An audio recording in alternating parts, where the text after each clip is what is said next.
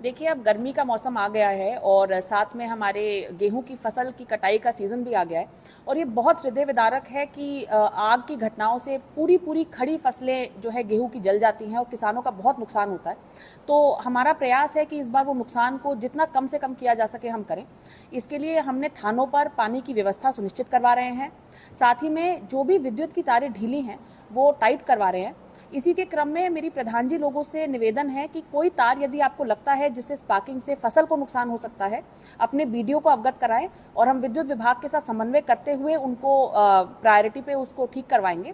साथ में आप लोग अपने गांव में पानी की व्यवस्था अवश्य रखें, क्योंकि जब ये ऐसी घटनाएं होती हैं तो बिजली को बंद कर दिया जाता है और ट्यूबवेल वगैरह न चल पाने की वजह से पानी की उपलब्धता ही नहीं हो पाती है।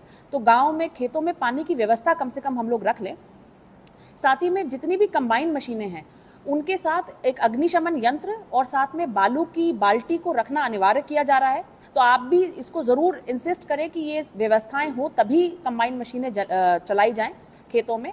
साथ में देखिए, जब ये खेत जलते हैं तो किलोमीटरों में फसलें नष्ट हो जाती हैं। तो आपसे एक विशेष निवेदन मेरा है, यदि आपके खेत में आग लग रही है तो कम से कम एक पट्टी को ट्रैक्टर से आप जोत लें, या जब हमारी टीम जा रही है तो उन्हें रोके ना। इससे आपकी भी बची हुई फसल बचेगी और साथ में दूसरे के खेत की फसल भी, वो आप ही के गांव के लोग हैं, आप ही के भाई बंधु हैं, उनकी फसल भी बचेगी। तो विशेष मेरा आपसे निवेदन है कि ऐसा करें।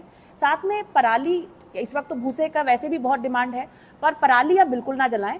अगर आपको नहीं आवश्यकता है तो हमारा पंचायत विभाग मनरेगा की मजदूरी देकर वैसे भी उसको आपके खेत से उठवा लेगा, आपकी अगर परमिशन होगी।